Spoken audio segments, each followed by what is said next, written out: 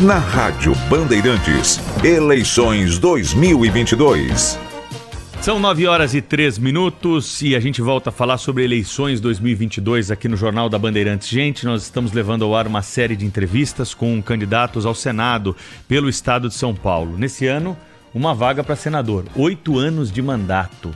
E hoje quem está participando da série conosco é o candidato ao Senado pelo PSB, Márcio França, que lidera as pesquisas até o momento, né? Segundo os levantamentos que nós temos, hoje tem um levantamento da Paraná Pesquisas aí que a gente vai abordar aqui na entrevista, também na corrida para o Senado aqui em São Paulo, mas o Márcio França está liderando aí as intenções de voto. Já foi governador aqui do estado de São Paulo, prefeito de São Vicente, é um conhecido do nosso ouvinte. Candidato, obrigado por comparecer primeiro ao estúdio da Rádio Bandeirantes para debater um pouco aí propostas para São Paulo conosco. Um assunto que tem permeado nessa campanha são os recursos enfiados por São Paulo para a União e aqueles que voltam para o estado de São Paulo. O senhor promete lutar por mais dinheiro para São Paulo? É possível fazer um novo pacto federativo na composição atualizada do Senado a partir do ano que vem? Bom dia. Bom dia, Pedro. Bom dia, Thaís. Olha, é possível você fazer alterações, mas é preciso também pontuar direito, porque nessa época aparece muita gente dividindo um bolo que não existe, né? Vamos lembrar assim, né? Quando você fala de comunidade europeia, a comunidade europeia dizem que a Alemanha sustenta a comunidade europeia. Mas tem que lembrar que a Alemanha vende todos os seus produtos industrializados para a comunidade europeia sem pagamento de tributos. São Paulo também vende os seus produtos industrializados para o Brasil sem pagamentos de tributo de sobretaxas.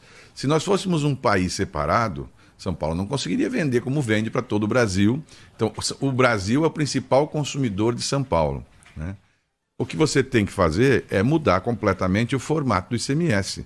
O ICMS tem que deixar de ser na produção para ser no consumo.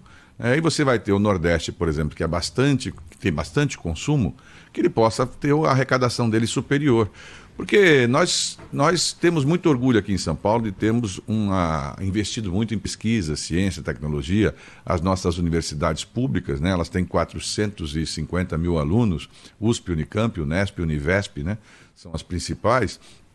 Elas são universidades que pertencem a São Paulo, mas no fundo qualquer um pode fazer um vestibular e passar aqui. A gente não é contra isso, as pessoas virem para cá, porque nós temos um senso de responsabilidade. Quase 7% de todas as pessoas que vêm ser atendidas aqui na capital, em São Paulo, na área médica nossa, que é hospitalar, que são mais de 100 hospitais, essas pessoas, 7% delas vêm de todo o Brasil, porque elas não têm o atendimento de hospitalar nas outros lugares. Isso é uma tarefa de São Paulo. São Paulo não vai se omitir e nem virar de costa para o Brasil, né? Aliás, todo o nosso esforço aqui em São Paulo é exatamente para fazer o país inteiro chegar no padrão que nós conseguimos aqui. Nós temos o maior quilômetro quadrado de estradas duplicadas das Américas. A gente tem 25% a mais de estrada duplicada do que a Califórnia, por exemplo. Nós somos um dos 6 estados mais poderosos do mundo entre as federações, São Paulo. Então, São Paulo não é pouca coisa, né? De cada 10 copos de suco de suco de laranja, 6 são feitos em São Paulo, o maior produtor de álcool, o maior produtor de cana. Então, a gente tem muito orgulho disso. Agora, nós não vamos fazer isso sem o Brasil, nós vamos fazer isso com o Brasil. Nós precisamos que o Brasil acerte o ponteiro com o São Paulo e não fazer o São Paulo acertar o ponteiro com o Brasil. Durante a pandemia, nós erramos muito aqui em São Paulo, porque nós ficamos batendo boca lá com o governo federal e, na verdade, meio que seguindo o roteiro da confusão que o governo federal armou. E aí nós perdemos tempo. Podíamos, nesse período, por exemplo, termos feito a vacina, né? São Paulo é um maior produtor de vacina, um dos maiores do mundo, e nós continuamos importando as vacinas. Então, na minha visão, não dá para falar que nós não vamos repassar recursos. Agora, tem que, evidentemente, que, por exemplo, o governo federal tem que ajudar a completar o metrô de São Paulo, né, que isso é uma tarefa, porque as pessoas que moram em São Paulo, na capital, também são no metrô. Cada 100 operações que são feitas de cartão de crédito no Brasil, 60 são feitas em São Paulo, né? Então, assim, é bastante. A gente tem uma responsabilidade com o Brasil também.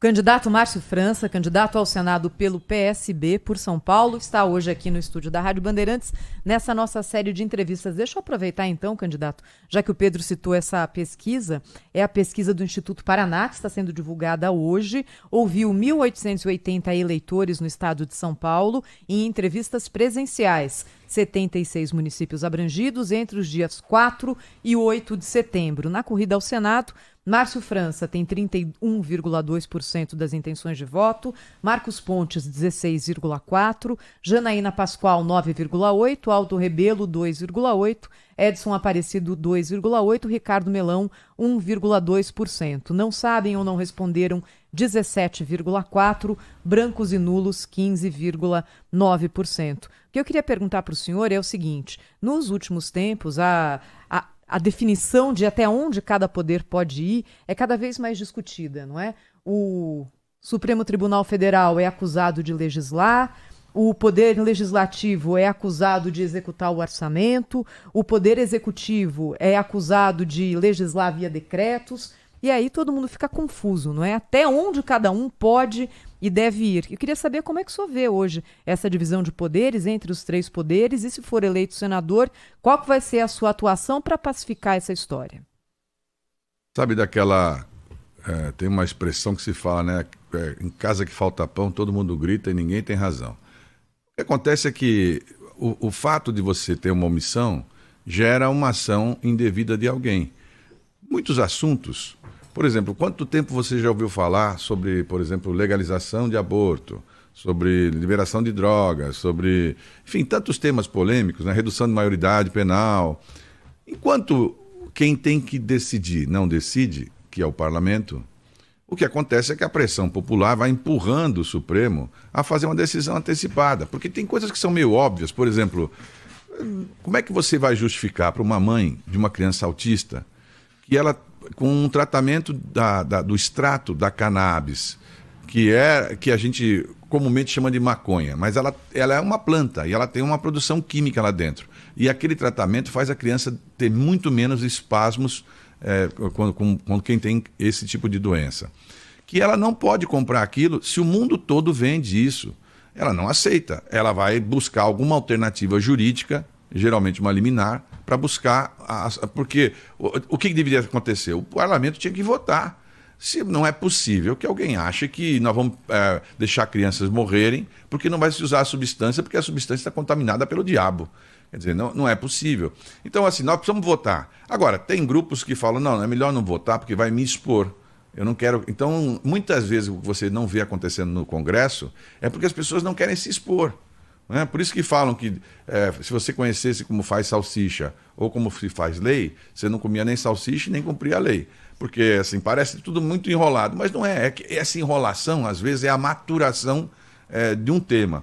Só que, realmente, em função da extrapolação do parlamento se meter a tomar conta de orçamento, de mexer no orçamento, aí nós invertemos toda a lógica, porque os deputados passaram a ser executores, como se nós estivéssemos num sistema parlamentarista. Eu vi aqui, eu não sei se foi aqui na Band mesmo, que eu vi uma moça deputada, eu não a conheço, mas ela colocou parte das emendas dela para apoiar rugby, aquele jogo que se faz de cavalo, enfim, né? E alguém perguntou para ela, mas a senhora não acha que tem muito pouca gente que joga rugby para a senhora colocar dinheiro nesse assunto e tal? Por que não colocou em outro assunto? Ela falou, tem muito pouca gente, mas os que jogam rugby são meus amigos. Então, assim, é uma inversão completa. Ela pensa, e muitos pensam que estão lá para poder ajeitar situações dos seus amigos. Por isso é que o executivo é que tem que tomar conta do orçamento. E o legislativo tem que votar ou não, aprovar ou não o todo, né? Para ter alguma coisa mais consistente do ponto de vista lógico. Então, imagine que eu tivesse a solução para produzir vacina de Covid. Mas eu não posso, porque o dinheiro está sendo usado para apoiar rugby, tênis, sei lá o quê, que tipo de esporte. Quer dizer, não dá para quê? Por isso é que o formato brasileiro ele não está incorreto. O que está incorreto foi um pouco da omissão do legislativo em invadir a competência do executivo e aí perder tempo e não legislar. Só uma ponderação aqui, ou é rugby ou é polo, né? Polo é com cavalo. Acho que era polo mesmo. Polo? É polo mesmo. Porque o rugby é o futebol verdade. coletivo lá. É verdade, Mas tudo bem. Polo. Era só para deixar claro. Em cima de um cavalo, né? Deixa eu te perguntar uma coisa, candidato. O senhor está numa coligação aí com o ex-presidente Lula, né? Haddad, Alckmin. E o PT, na pré-campanha ainda, divulgou um documento que tratava da possibilidade de uma reforma trabalhista. Depois disseram que o documento não era bem aquilo, que tinha um carimbo lá de secreto, como me disse o integrante do PT. Se tinha um carimbo de secreto, é que era para ser divulgado, né? Porque quem vai enfiar um carimbo ali daquela maneira? Mas tudo bem. Passado esse episódio, como é que está essa questão da reforma trabalhista aí na campanha de vocês? Se tiver a possibilidade de uma reforma trabalhista, como é que o senhor vai votar? Pelo que nós tínhamos antes ou para algum tipo de modificação que o senhor veja necessário nessa reforma que foi feita pelo Temer? Uma legislação, ela deve ser adequada a seu tempo, né? Por isso que não é errado você, todo instante, fazer alterações em lei. Não é errado. Você mantém a estrutura principal, o arcabouço da Constituição, que não deve ser alterado com facilidade, mas as leis têm que ser alteradas sempre para adequar à realidade. Por exemplo, há 20 anos atrás não se falava em trabalho em casa, né? O formato de trabalhar em casa. De repente nós somos pegos aí pela pandemia que muita gente trabalha em casa. É uma outra regra. Tem que ter um outro formato de legislação. Eu tenho assistido todo dia, vocês também devem assistir, porque também são de São Paulo. Não há quase um dia que eu não ando em São Paulo e não vejo um rapaz de moto caído, desses que trabalham com entrega, né? Menino caído lá, machucado, ele não tem previdência, ele não tem 13º, ele não está registrado em lugar nenhum. Quando ele perde uma perna, quando ele tem uma dificuldade maior, quem é que vai socorrer essa pessoa? Não dá para você trabalhar por uma coisa que ninguém sabe direito nem como é que funciona. O que é isso? Para quem vai esse dinheiro? Quem fica com o grosso do dinheiro do iFood? Né? Porque se 25% da comida vai para o aplicativo, o garoto que entrega não tem esses 25%. Ontem o rapaz me contou ainda que ele ganha 4, 5 reais por entrega. Quer dizer, 4, 5 ele. O produto custava 100 e pouco, o dono perdeu 25. Onde é que vai o grosso dessa arrecadação, né? Não vai ficar em lugar nenhum. Então, não, a mesma coisa com locação de veículos para os nossos formatos de Uber. Todo mundo trabalhando 14, 15 horas para tentar tirar R$ 1.500 por mês, né? Então, esse formato nós temos que readaptar. O Temer havia tido algumas ideias que ele entendeu para a época que iam aumentar o número de empregos. A principal ideia era o trabalho intermitente. Você poderia contratar pessoas para determinados momentos. Para algumas situações, isso tem lógica. Por exemplo, vai ter um evento. Agora está tendo aí o Lollapalooza, não, é o Rock in Rio. Então você contrata 15 pessoas para o Rock in Rio e depois você dispensa. Você não fica com vínculo. Vai ter um show, vai ter qualquer coisa, um buffet, você contrata para aquele evento. Por exemplo, vai ter campanha eleitoral, contrata para campanha eleitoral. Mas não vai ficar para sempre. Não tem um revogaço assim? Não tem revogaço, tem uma adaptação, porque o que acontece? Parte disso, olha como é que... Tem gente brasileira que também é danada. Se você cria uma coisa para ajudar, eles encontram um jeito de ganhar um dinheiro a mais. Algumas grandes magazines, né, passaram a fazer o seguinte, eles mandaram embora os comerciários antigos, as mulheres e homens antigos, eles passam a contratar os comerciários na quinta-feira. Contratam quinta, sexta e sábado e mandam embora no domingo. Quinta, sexta e sábado, mandam embora no domingo. Aí perde o vínculo empregatício. Isso também não era esse o objetivo da lei, né? Não é gerar um emprego de mentirinha, é gerar um emprego de verdade, né? Então, nós vamos ter que ter adaptações, né? Mas eu acho que quando a economia vai bem, a verdade é que quando a economia vai bem, aí tudo muda, porque a força da economia arrasta a pessoa a ter empregos melhores, a condições melhores. Outro dia tivemos com o presidente Lula, em São Bernardo, uma reunião com as empregadas domésticas. Essa é uma outra realidade. Antigamente, são 5 milhões de pessoas no Brasil que são empregadas domésticas, das quais só 1 milhão são registradas. 4 milhões não são registradas. 4 milhões. Agora, essas não registradas, formou-se um novo contingente que agora são as diaristas. Até na minha música fala das diaristas, né? Porque as diaristas, elas ganham mais, mas elas não têm nenhum tipo de segurança. Então nós precisamos criar algum mecanismo para, por exemplo, ela recolher uma previdência, para que o patrão recolha uma previdência, porque na hora que ela tiver um problema de saúde, não adianta que ela vai cair na rede pública. Ela não vai ter condição de pagar um plano de saúde, ela vai cair na rede pública e ela vai cair na conta de todo mundo. Então não é injusto você não legislar e fingir que não está vendo essas pessoas, né? O ex-governador Márcio França, candidato ao Senado por São Paulo pelo PSB, o nosso entrevistado hoje aqui na série da Rádio Bandeirantes. Candidato, queria perguntar para o senhor sobre uma pauta ligada à segurança pública, já que no Senado, pelo Senado, podem passar projetos importantes. Aliás, a atual legislatura tinha ali como uma das suas bandeiras de parte dos deputados e senadores, muitas pautas ligadas à segurança que não avançaram. Não sei se por causa da Covid, mas enfim, pela inexperiência dessa representação no Congresso Nacional, mas pouca coisa foi votada. Queria perguntar para o senhor objetivamente sobre redução de maioridade penal, aquele projeto eterno que está parado no Senado há muito tempo, que reduz a maioridade de 18 para 16 anos. Se ele entrar em pauta e o senhor for eleito, como é que o senhor vota?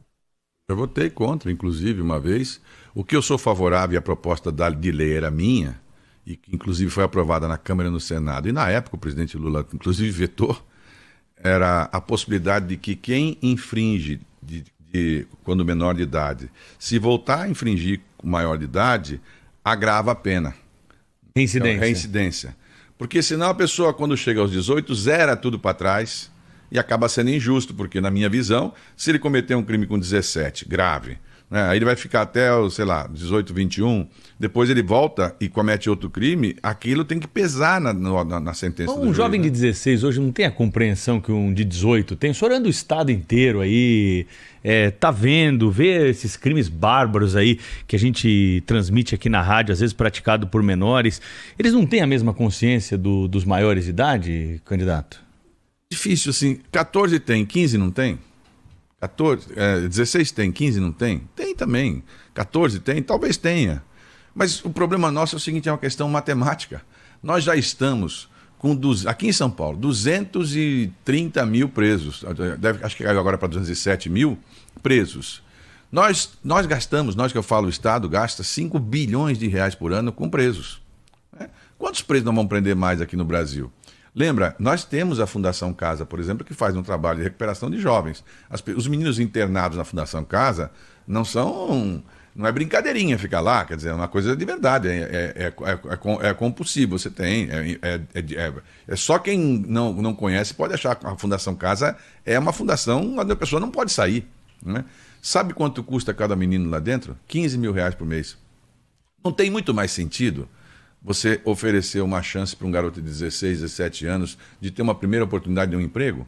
Se ele não aproveitar a oportunidade de emprego, tudo bem. Mas nós temos essa chance, nós já fizemos isso, dá para fazer de novo. Aqui em São Paulo, nós fizemos no governo de São Paulo, entregamos pronto para o Dória 23 ou 24 mil vagas em andamento. Ele extinguiu as vagas. Ganhava R$1.000 por mês, o menino tinha uma chance de sair e furar aquele bloqueio, né? Porque essa conta de você tentar só reduzir não vai resolver, porque você vai reduzir para 16, amanhã vai reduzir para 14, depois vai reduzir para 12. Pode ser, mas assim, nós não vamos conseguir consertar. Não é melhor, então, tentar fazer com que essas crianças não cheguem a esse ponto, né? Porque se a gente também não acreditar em todos os nossos jovens que nada vai ter solução, a gente vai ficar assim, amarrado em condomínio, vivendo em carro blindado, né, achando que só isso vai dar solução. Deixa eu te perguntar uma coisa, então, aqui, sobre o teu partido, o PSB. O PSB foi o autor daquela ação no Supremo que impediu ou restringiu a ação de polícia nos morros cariocas, né? Foi os advogados do PSB. O senhor concorda com uma medida como essa, por exemplo? Os advogados do PSB irem ao Supremo pedir restrição para a atuação da polícia, como está acontecendo agora lá no Rio de Janeiro, e a polícia dizendo, olha, eu preciso subir o morro, porque está cheio de bandido lá no morro. Mas, Pedro, não é possível que você ache isso de verdade, né? De lá para cá... Mas é isso que está acontecendo. Não, mas da tutela antecipada que foi dada até hoje, já houve mais 10 carnificinas lá, pô. Só a última mataram 30 garotos e meninas lá nas favelas. Não, mas peraí, mas mataram quem? Mataram a polícia. Bandido. Que atiraram bandido? Na polícia. Que bandido? Ah. Não, bandido é o primeiro que acerta. Não. O resto atira. Depois vamos ver se pega ou não pega. Não. É isso. Vê a ficha criminal de quem morreu aí. Mas todos que morreram? Você não vê? Quantos casos você vê aí de gente inocente que acaba morrendo, criança, menina? Mas você acha que o partido acertou em entrar com essa medida? Então, na época, a discussão era sobre pandemia. Era sobre pandemia. Era sobre pandemia. Então, assim, na pandemia, você pode aglomerar as pessoas? Não pode. Então, você não pode fazer atuações que sejam candidato, é para coibir o tráfico internacional. Os morros cariocas estão lotados de bandido agora, graças a essa medida. Mas eu não estou no Rio de Janeiro, né? Não, tudo bem. Eu estou perguntando porque foi o seu partido em São Paulo. Eu fiz um link que ele estava falando de violência aqui, então... E como foi o seu partido que entrou, eu queria saber a tua opinião. Quem tem candidato carioca para ser candidato em São Paulo, que diz que a polícia daqui não é boa, é o Bolsonaro, né? Ele tem um candidato a governador aqui que diz que a polícia do Rio é boa e que vai oferecer o mesmo padrão de polícia que tem no Rio aqui em São Paulo daqui para frente. Eu não, eu sou de São Paulo, eu acho que a Polícia Militar de São Paulo é hiper prestativa. Agora, tem exageros, é claro, e acho que os exageros têm que ser contidos, mas eu penso que a melhor maneira de você conter exageros é você dar oportunidade para jovem. Eu não me conformo com essa conta burra que a gente faz de gastar cada vez mais no efeito sem tratar a causa, que é a chance. Se você der a chance para um rapaz de 17, 18 anos de uma oportunidade, muda completamente a vida dele. Eu vi acontecer isso. São Vicente era a cidade mais violenta do estado de São Paulo. Em alguns anos deixou de ser entre as 100 primeiras. Morriam 15, 20 rapazes com 18 anos todo ano em conflito com a polícia. Durante 10 anos seguidos não morreu nenhum. Ora, mas por que não podemos fazer desse jeito uma vez? Deixa a gente tentar uma vez. E você perguntou sobre segurança no Senado, porque, claro, eu não sou candidato a governador, sou candidato ao Senado. Eu sou favorável à criação de um SUS, um Sistema Único de Segurança Pública Nacional, que o governo federal tem que colocar recurso nesse fundo.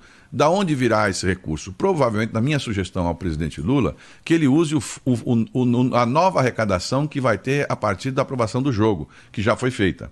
Né? Isso vai gerar 40 e poucos bilhões de reais. Se você separar 20 e poucos bilhões de reais, você consegue destinar para cada policial do Brasil R$ 2.700.